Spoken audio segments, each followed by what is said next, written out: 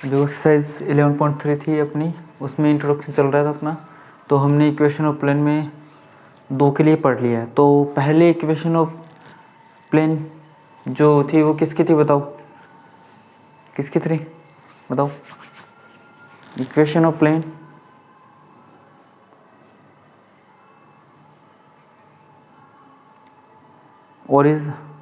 Origin से distance और normal दे रखा, ठीक है ना।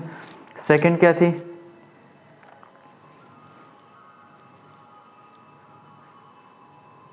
Passing through one point and perpendicular to normal, ठीक है ना। अभी तीसरी equation of plane passing through 3 non collinear points. अब 3 नॉन कोलिनियर पॉइंट्स हैं। कोलिनियर पॉइंट्स क्या होते हैं? देखो ये दिख रहा है कि आपको 3 पॉइंट्स, तीनों कोलिनियर है कि नहीं बताओ? अब देखो जैसे ये प्लेन है अपना, ठीक है। अब अगर ये प्लेन इन तीनों पॉइंट से पास होगा तो मतलब ये ऐसे भी हो सकता है, हाँ या ना? अब ऐसे भी हो सकता है, ऐसे भी हो सकता है, ऐसे भी हो सकता है और ऐसे भी हो सकता है। मतलब अगर 3 कोलिनियर पॉइंट्स होंगे तो उनसे इनफाइनाइट प्लेन में वो पास हो सकते हैं, हाँ या ना? इसलिए इन्होंने क्या बोला कि उसी प्लेन की इक्वेशन आपको बतानी है जो क्या हो, नॉन कोलिनियर पॉइंट से पास हो, 3 नॉन कोलिनियर पॉइंट से पास हो, ठीक है। तो हमने एक स्पेस में एक प्लेन बनाया है, ठीक है ना, जिसमें 3 कोलिनियर नॉन कोलिनियर पॉइंट्स है, ए बी एंड सी, ठीक है ना। और ए का जो पोजीशन वेक्टर वो क्या है? ए वेक्टर। बी का जो पोजीशन वेक्टर वो क्या है? Small B vector. और सी का जो पोजीशन वेक्टर वो क्या है? सी वेक्टर, ठीक है। अब हमें इसका परपेंडिकुलर चाहिए, अब हमें इसका परपेंडिकुलर चाहिए। तो आप एक बात बताओ मेरे को, क्योंकि डायरेक्शन तो वही बताएगा कि नहीं बताएगा बताओ? परपेंडिकुलर तो। अब एक बात बताओ कि जैसे हमने क्रॉस प्रोडक्ट में पढ़ा था कि ये ए वेक्टर, ये बी वेक्टर, तो इसका जो परपेंडिकुलर होगा ना वो क्या होगा? इन दोनों का क्रॉस प्रोडक्ट होगा। और ये अपने आप में क्या होगा? एक, ये अपने आप में क्या होगा? एक क्या होगा बताओ? ये अपने आप में एक वेक्टर होगा नहीं होगा? और अपने आप में कौन सा वेक्टर होगा? परपेंडिकुलर वेक्टर होगा, जो दोनों के परपेंडिकुलर होगा, एक के भी और बी के भी, हाँ या ना? तो ये बताओ कि अगर मुझे ए बी और ए सी का परपेंडिकुलर वेक्टर चाहिए तो वो इन दोनों का क्रॉस प्रोडक्ट होगा नहीं होगा? तो ये बना सकते हैं क्या हम? ये जो होगा वो क्या होगा? A B vector cross A C vector होगा नहीं होगा? तो जो ए बी के भी परपेंडिकुलर है और ए सी के भी परपेंडिकुलर है, बस इसी बात को हम लिख लेते हैं इसमें।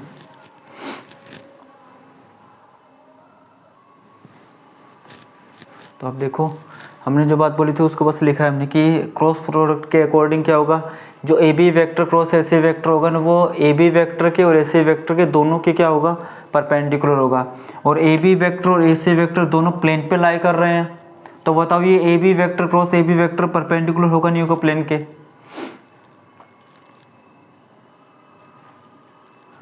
अब एक बात देखो कि ए बी और सी तीनों फिक्स्ड पॉइंट है और हमें इक्वेशन ऑफ प्लेन लिखनी है, तो हमें एक ऐसा पॉइंट चाहिए कि नहीं चाहिए जो जिनके जो पॉइंट्स है वो वेरिएबल में हों, तभी तो इक्वेशन लिख पाते हैं हम। तो हमें एक पॉइंट P चाहिए, ठीक है ना।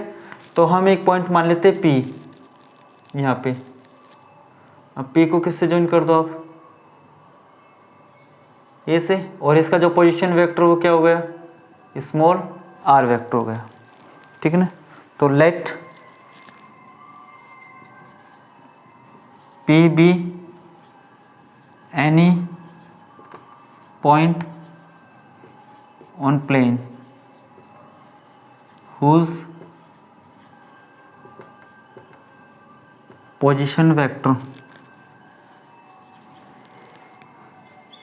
is r वेक्टर, जिसका पोजीशन वेक्टर क्या है? r वेक्टर है, ठीक है। Since AP vector is lies on plane. AP vector किस पे लाई कर रहा है? प्लेन पे लाई कर रहा है। एंड जो AB vector cross AC vector है वो क्या है? AB vector cross AC vector is perpendicular to plane. वो प्लेन के परपेंडिकुलर। अगर प्लेन के परपेंडिकुलर तो बताओ AP के परपेंडिकुलर होगा नहीं होगा?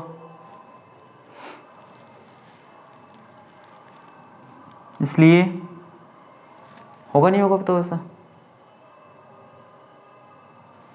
इसलिए AB vector cross AC vector is also perpendicular to AP vector. और अगर AP वेक्टर के परपेंडिकुलर है तो दोनों का डॉट प्रोडक्ट कितना होगा बताओ?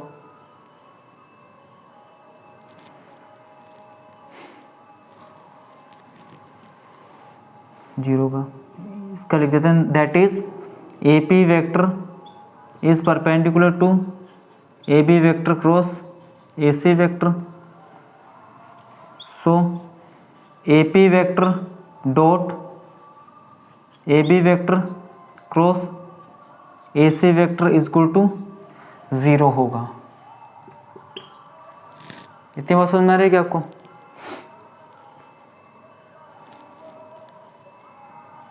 अब बताओ AP वेक्टर है, इसको कैसे लिखोगे बताओ आप? AP वेक्टर को अब लगाओ इसमें triangle law of vector addition.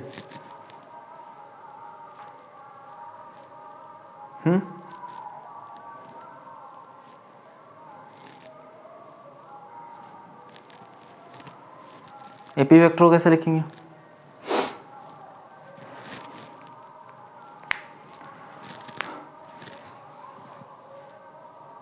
क्या हो गया? AP वेक्टर बता किसका क्या? हाँ AP का R वेक्टर है ये। क्या होगा? जस्ट पहले वाले पे चलो आप। AP वेक्टर लिख रखा है मतलब OP माइनस OA होगा नहीं होगा? हाँ या ना? तो OP क्या है? O से देखेंगे ना वो तो हम R वेक्टर होगा नहीं होगा? हाँ तो OP है ना, ये AP लिख रखा है तो AP क्या हो जाएगा? OP माइनस में OA नहीं होगा क्या? अभी पहले वाले में तो देखा था। तो डायग्राम में तो AP में, डायग्राम में तो हमने, और तो ये तो P का वो है, ठीक है? तो हम देखेंगे तो यहाँ से ही ना, देखेंगे तो हम यहाँ से ही, जैसे ऐसे तो होगा ना, ये जैसे ये है, ये A ये P, ठीक है ना? और ऐसे देखेंगे हम। अब बताओ ऐसे देखेंगे हम, समझ में आ रहा है क्या? ये जैसे यहाँ पे नहीं हो के, जैसे ये जैसे यहाँ पे नहीं हो के ना, अगर यहाँ पे नहीं लिखना चाह रहे हो आप तो P का जो पोजीशन वेक्टर वो R वेक्टर देख लो बस। अब बताओ A के जस्ट नीचे तो लिखा है ना मैंने A वेक्टर, इसका पोजीशन वेक्टर, हाँ या ना? तो बताओ A का position vector small a vector है तो ये कहाँ से होगा बताओ? ओरिजिन से तो होगा नहीं होगा? तो P का जो पोजीशन वेक्टर R वेक्टर है तो R वेक्टर कहाँ से होगा? O से तो होगा नहीं होगा? OP। तो अब बात समझ में आई कि नहीं है? तो ये AP vector is equal to R vector नहीं है, P वेक्टर का पोजीशन वेक्टर है R vector, small r vector. आया समझ में? तो अब बताओ जो पहले हमने सेकंड जो इक्वेशन ऑफ प्लेन में किया था उससे हम इसको आराम से लिख सकते हैं कि R वेक्टर माइनस में A वेक्टर, ठीक है? और ये AB क्या हो जाएगा बताओ? AB क्या होगा बताओ? B वेक्टर माइनस में A वेक्टर, ठीक है? क्रॉस C वेक्टर माइनस में A वेक्टर होगा नहीं होगा?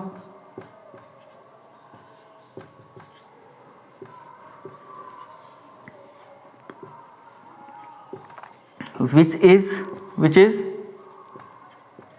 required equation of plane.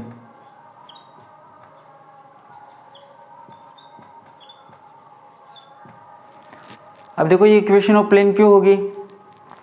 अब मेरे को एक बात बताओ कि हमने पी वेक्टर लिया है, हमने पी लिया है पॉइंट इस प्लेन पे, ठीक है। तो क्या एक ही पॉइंट होगा क्या प्लेन पे, एक ही पॉइंट होगा क्या पी, वो P1 होगा, P2 होगा, P3 होगा, P4 होगा, सारे होंगे। और वो सारे क्या होने चाहिए, परपेंडिकुलर होने चाहिए ए बी क्रॉस ए सी के। तो उन सभी का लोकस जो होगा उससे जो प्लेन बनेगा उसी की इक्वेशन ये रिप्रेजेंट करेगा, हाँ या ना। तो वेक्टर इक्वेशन समझ में आएगा आपको कैसे लिखा हमने, कैसे डिराइव किया इसको, ठीक है। अब इसकी कार्टेशियन फॉर्म है वो सीखेंगे।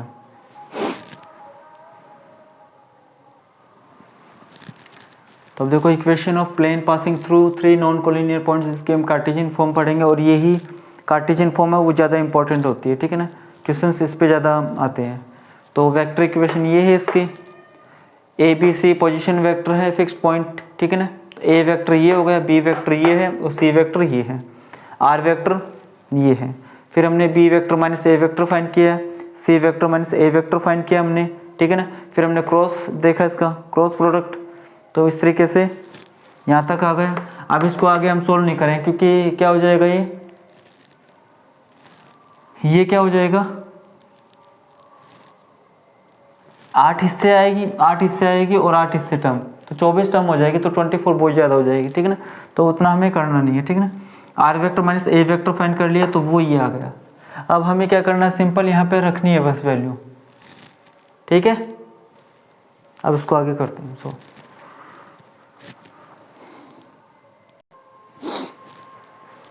अब देखो ये अच्छा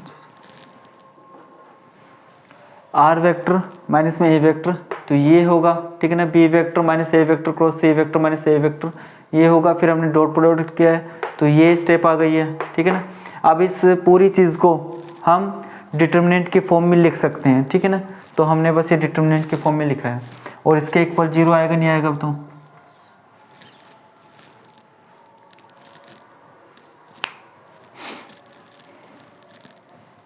हाँ या ना।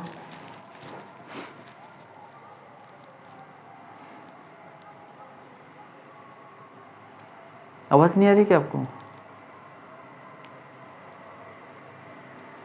ठीक है। तो ये जो equation of plane passing through 3 non collinear points, इसकी जो वेक्टर इक्वेशन और जो कार्टेशियन इक्वेशन है वो समझ में आई आपको, कैसे उसका डेरिवेशन कैसे हुआ।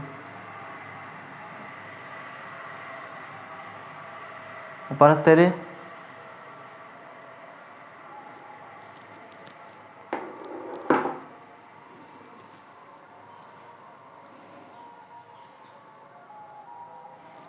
ठीक है।